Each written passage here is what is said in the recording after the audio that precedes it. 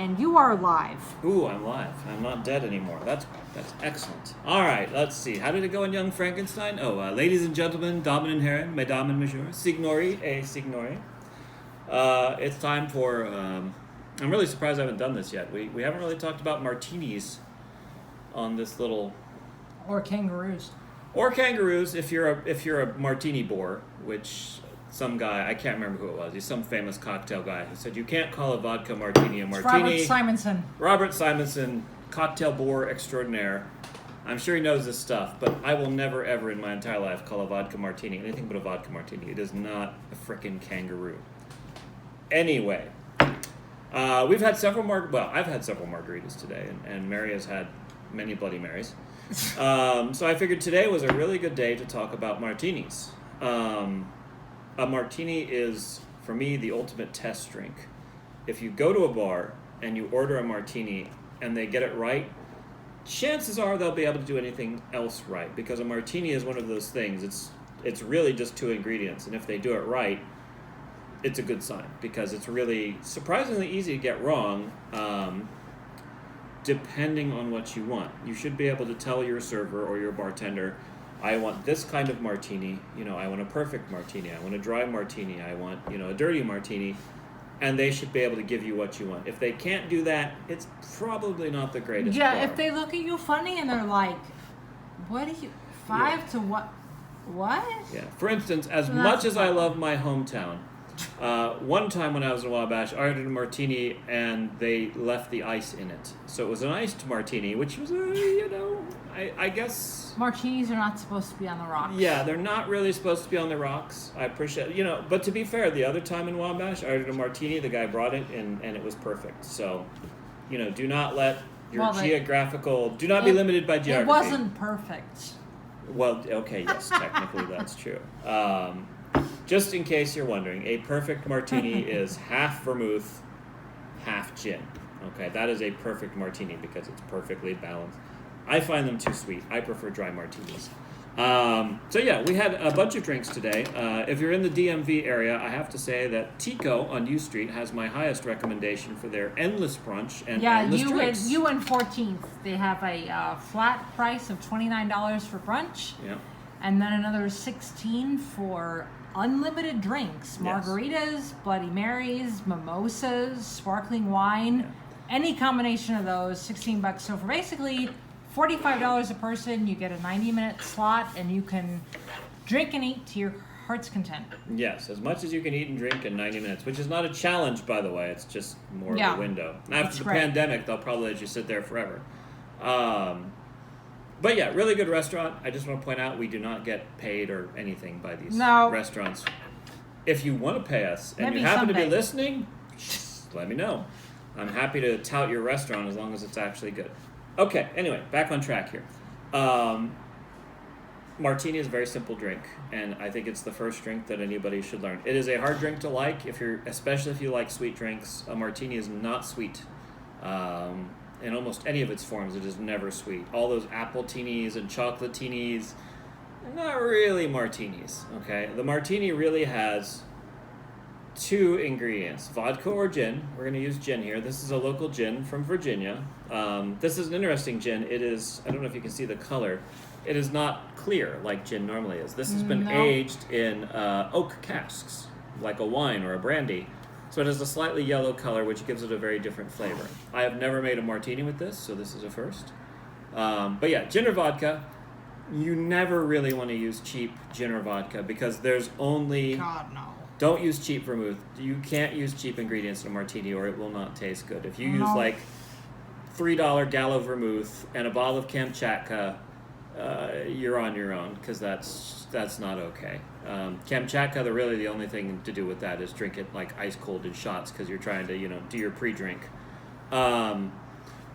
Garnishes vary. I'm going to use an olive here. A bit of lemon peel is another favorite of mine. It really depends. In the summer, I think I tend to favor a little bit of lemon peel. You get a little bit of the lemon oil on your martini, which is very nice. Some people like to actually put some of this brine in their martini. That makes it a dirty martini when you add a little brine to it. Lately, I've been adding like just a little bit because it does add a nice sort of briny flavor. I am using a French vermouth here. The first martinis I had, which I highly recommend. Thank you so much. I just noticed you don't have a glass. I do not have a martini glass. It's good to have a martini glass. My favorite vermouth, which is actually pretty hard to find, is Carpano vermouth, which is Italian. This is French vermouth. This is kind of your middle of the road. It's very good. I'm not even going to try and pronounce that. I'm going to say Noilly Prat, but I'm sure that people who speak French probably want to murder me right now. It's about $15 a bottle. Yeah, it's a nice dry vermouth. You want dry vermouth. Or maybe you don't, experiment. There is sweet vermouth. There is, well, no, you really don't want to use red vermouth in a martini. Generally, you want dry vermouth in a martini, and you adjust how sweet or dry a martini is by how much vermouth you put in. And if you keep this around, you can cook with it. Keep it in your fridge. Any recipe that calls for white wine, Yes. you can just add a splash of vermouth instead. Yes. And get the same flavor without having to buy a bottle of white wine. Here's the other thing. Vermouth has to be refrigerated as soon as you open it. It really only keeps for, I wouldn't keep it for more than 6 months if you keep it in the fridge. It does eventually go bad. It just won't taste right. They do sell smaller bottles if you don't drink a lot of martinis. Vermouth is one of those things much like most alcohol, you get what you pay for. So if you do buy dry vermouth, make sure as soon as you open it, keep it in the fridge. When you're not using it, if you haven't opened it, cool, dark place. Keep it in your closet, somewhere that stays relatively cool. Temperature and light will affect this. So, don't just leave it out in the sun because it'll taste horrible and then you'll be like, oh my God, this martini is awful. It's worth having though, as Mary pointed out. You can also cook with it. It's great for pan sauces, things like that. Anytime you can use white wine, vermouth, or vermouth, as Julia Childs used to say, is an excellent substitute. Okay, now Stanley Tucci, who after George Clooney is probably my number 2 man crush, will generally pour vermouth just like about one of these into his shaker and then pour it right back out. That's his idea. He likes to essentially drink gin with like the hint of vermouth. I actually like to go, if you think of this as being 2 of these, I like to go 5-to-1 or even 6-to-1. So what I generally do is I do my vermouth first. And I'm just going to pour that in here. Traditionally, just so you know, despite what James Bond says, martinis are generally stirred. I shake mine. I'm going to stir it this time. Usually I shake mine because it's easier. Do you have ice in there? I do have ice in there. Okay. You want ice in your shaker, obviously. This is meant to be served cold. So, one of these. Okay, one of these. Now, to do 5-to-1, and this is another thing about martinis most people don't realize, is it's a lot of alcohol. Okay? You don't need... If you can drink 4 martinis, you should probably see a kidney specialist, a nephrologist, I believe. Go see your nephrologist because you are not doing yourself any favors. 1 or 2 of these a night, it's going to be all you need. Okay, so that's 2. So here's 4. I'm going to do 6-to-1 just to keep the math easy. So there's 2. So as you can see, I've already done 2 shots and the vermouth. So 1 martini is really 3 shots of alcohol and a bit. So don't go crazy with martinis. This is not the drink where you're going to be like, yeah, I'm going to have me a bunch of martinis. Yeah. That's a terrible idea, okay? 1 or 2 martinis, you'll be pretty happy afterwards. Okay, like I said, normally I shake these. You're supposed to stir them. Traditionally, you just stir them. So just stir them with your ice. So what's the point of stirring them with ice? If you shake it, you're going to get a lot more ice crystals in your martini. So it's going to be a little bit diluted, which I happen to like. I mean, martinis are strong anyway, so I don't feel like I'm really losing a lot by shaking. But this is the traditional sort of process. You just give it a good stir, make sure it's nice and cold. You should also chill your glass. I'm not going to do it here. We don't really have the fridge space right now because of the holidays. But for best results, stick this in the freezer for like half an hour. Make sure it's nice and cold. All right. Give it a good stir. Get yourself one of these. This is an OXO. They're not very expensive. You can get a good cocktail shaker for $10 and then a good cocktail strainer for about $10. Definitely worth your while if you like cocktails. I mean, when you consider the markup on cocktails in a bar, not that I have anything against drinking in bars. I think drinking in bars is really awesome because real bartenders, people who actually make drinks, are really amazing at what they do and absolutely worth the money you pay for watching them do their thing and being able to sort of do what you want.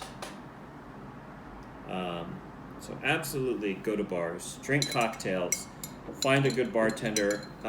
Tip 30% right now, please. Yes, tip 30% during the pandemic because it's amazing how many jerks out there are going to restaurants and not tipping at all, despite the fact that restaurants are in crisis right now. Bars and restaurants really need your support, no matter where you live. It's really important that you support your local hospitality industries, unless you really like Chili's and McDonald's, because if you don't, that's all that's going to be left, okay? So, I put 2 olives in because I'm greedy. That's pretty much it. That is a martini right there. You can stick a little sword through the olive if it makes you happy. We call that Tbilisi style. Tbilisi style. Generally, it's 1 olive. You can have as many olives as you want. Usually your bartenders are going to be pretty understanding about olives. Like I said, you can pour a little bit of the brine in there, make it a little like brinier. Another thing about martinis is it really depends, not so much with gin martinis, but with vodka martinis, what your vodka is distilled from. Mm-hmm. So if you have a vodka martini made with grape-based vodka, that is going to taste really different from something like Belvedere, which is, I believe, barley-based. Shout out to Belvedere vodka. Excellent Polish vodka. My personal favorite, I think, for vodka martinis.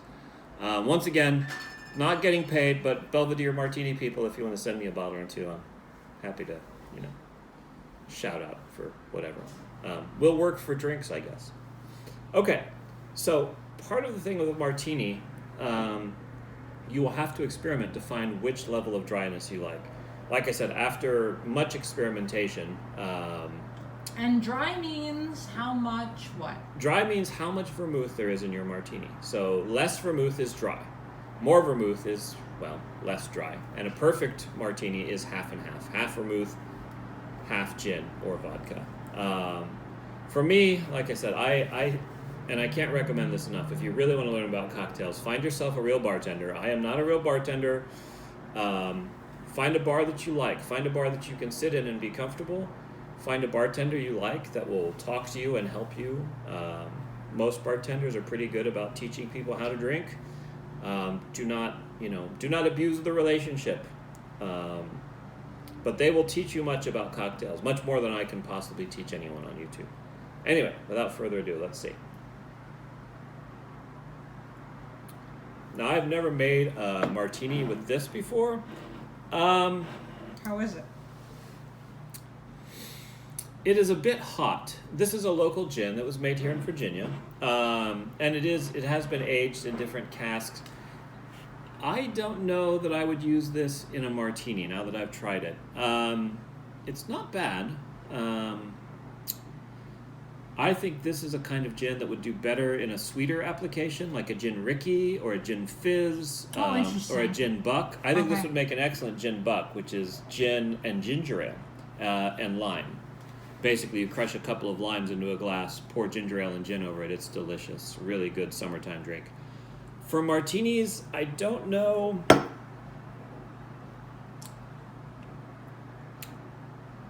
Here, you try.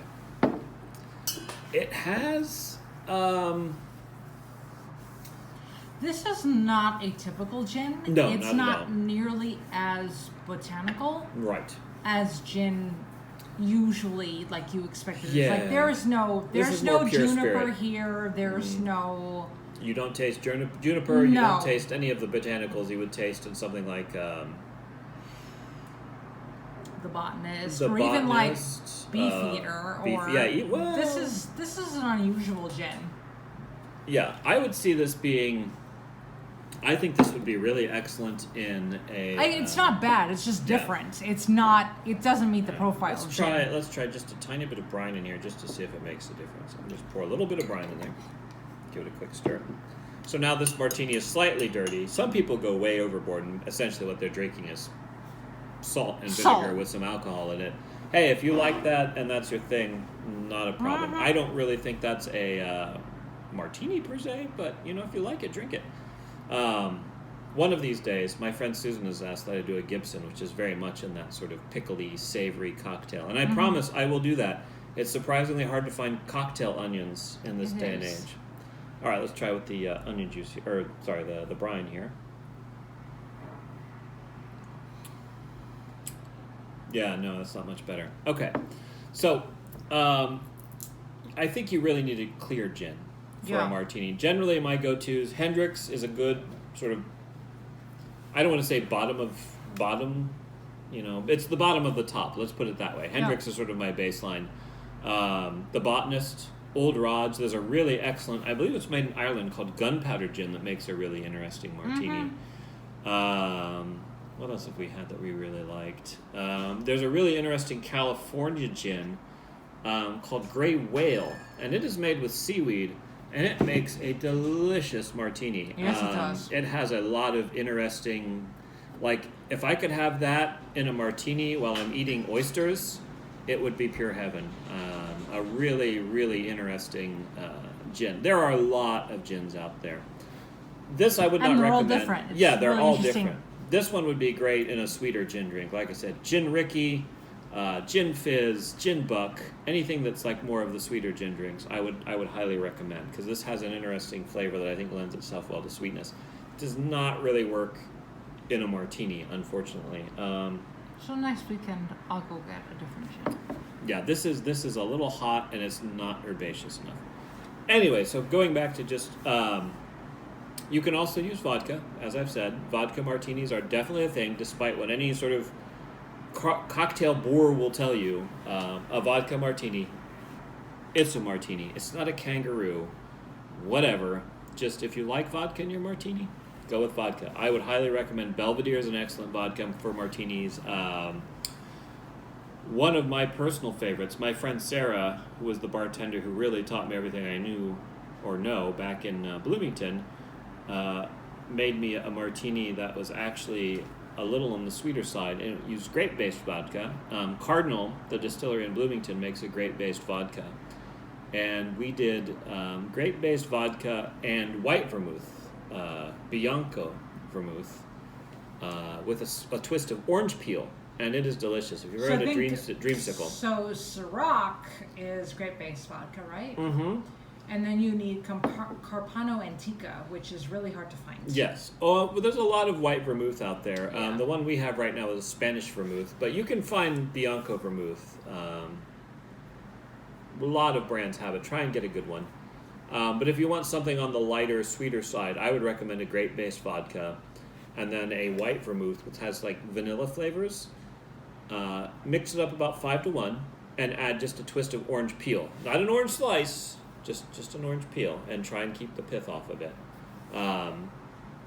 There's a lot of, like I said, this is why martinis are such a good drink to test a bartender. A bartender who will give you exactly what you want in a martini is a really good bartender.